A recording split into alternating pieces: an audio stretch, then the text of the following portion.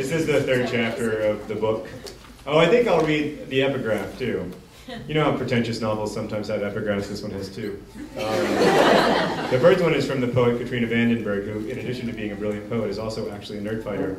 This is from her poem Jack-O-Lantern in the book Atlas. And after, when we went outside to look at her finished lantern from the road, I said I liked the way her light shone through the face that flickered in the dark. The second one is from the Mountain Goats. The song is I Agree. If I can mention something about that, someone recently posted on this teen librarian listserv that real teenagers would never listen to the Mountain Goats. And I was like, shut up and stop condescending to real teenagers. Real teenagers like good music all the time. I know, I was a real teenager once. The song is called Game Shows Touch Our Lives. The lyric is, people say friends don't destroy one another. What do they know about friends? This is the third chapter. The thing about Margot Roth Spiegelman is that really all I could ever do was let her talk. And then when she stopped talking, encourage her to go on, due to the facts that one, I was incontestably in love with her, and two, she was absolutely unprecedented in every way, and three, she never really asked me any questions, so the only way to avoid silence was to keep her talking. And so in the parking lot of Publix, she said, so, right, I made you a list. If you have any questions, just call my cell. Listen, that reminds me, I took the liberty of putting some supplies in the back of the van earlier. By the way, they're in a minivan that is exactly identical to the minivan that Hank and Catherine and I are driving around the country in. I took the liberty of putting some supplies in the back of the van earlier. What, before I agreed to all of this? Well, yes, technically yes. Anyway, just call me if you have any questions, but with the Vaseline, you want the one that's bigger than your fist. There's a baby Vaseline, and then there's a mommy Vaseline, and then there's a big fat daddy of a Vaseline. That's the one you want. If they don't have that, then get 3 of the mommies. She handed me the list and a $100 bill and said, that should cover it. Margot's list. And this is weirdly capitalized, the entire list. 3 whole catfish, wrapped separately. Veet. Vaseline. 6-pack Mountain Dew. 1 dozen tulips. 1 bottle of water. Tissues. 1 can of blue spray paint. Interesting capitalization, I said. Yeah, I'm a big believer in random capitalization. The rules of capitalization are so unfair to the words in the middle. Now, I'm not sure what you're supposed to say to the checkout woman at 12:30 in the morning when you put 13 pounds of catfish, Veet, the fat daddy-sized tub of Vaseline, a 6-pack of Mountain Dew, a can of blue spray paint, and a dozen tulips on the conveyor belt. But here's what I said. This isn't as weird as it looks. The woman cleared her throat but didn't look up. Still weird, she muttered. I really don't want to get in any trouble, I told Margot back in the minivan as she used the bottled water to wipe the spray paint off her face with the tissues. In my admission letter from Duke, it actually explicitly says that they won't take me if I get arrested. You're a very anxious person, Q. Let's just please not get in any trouble, I said. I mean, I want to have fun and everything, but not at the expense of, my future. She looked up at me, her face mostly revealed now, and she smiled just the littlest bit.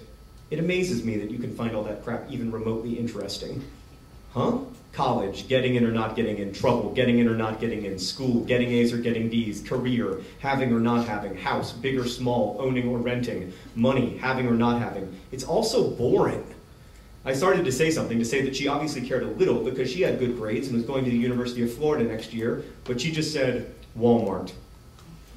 We entered Walmart together and picked up that thing from infomercials called The Club, which locks a car's steering wheel into place. As we walked through the juniors department, I asked Margot, why do we need The Club?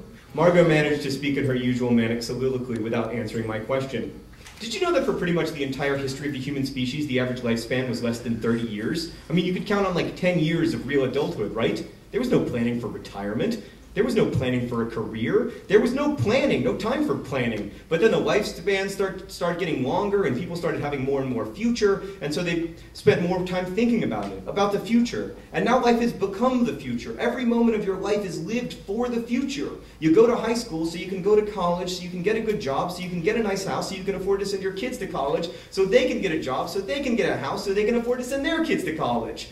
It felt like Margot was just rambling to avoid the question at hand, so I repeated it. Why do we need the club? Margot patted me in the middle of the back softly. I mean, obviously, this is all going to be revealed to you before the night is over. And then, in boating supplies, Margot located an air horn. She took it out of the box and held it up in the air, and I said, no. And she said, no what? And I said, no, don't blow the air horn. except when I got to about the B in blow, she squeezed on it, and it let out an excruciatingly loud honk that felt in my head like the auditory equivalent of an aneurysm. And then she said, I'm sorry, I couldn't hear you. What was that? And I said, stop, and then she did it again. A Walmart employee just a little older than us walked up to us then and said, hey, you can't use that in here. And Margot, with seeming sincerity, said, oh, sorry, I didn't know. And then the guy said, oh, it's cool, I don't mind, actually. And then the conversation seemed over, except the guy couldn't stop looking at Margot, and honestly, I don't blame him, because she's hard to stop looking at. And then finally he said, what are you guys up to tonight? And Margot said, not much, you? And he said, I get off at 1, and then I'm going out to this bar down on Orange if you want to come. But you got to drop off your brother. They're really strict about IDs. Her what? I'm not her brother, I said, looking at the guy's sneakers.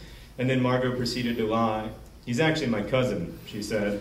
Then she sidled up to me, put her hand around my waist so that I could feel each of her fingers taut against my hip bone, and added, and my boyfriend. The guy just rolled his eyes and walked away. And Margot's hand lingered for a minute, and I took the opportunity to put my arm around her. You really are my favorite cousin, I told her. She smiled and bumped me softly with her hip, spinning out of my embrace. Don't I know it, she said. I think that's what I'm going to read. That's the 3rd chapter.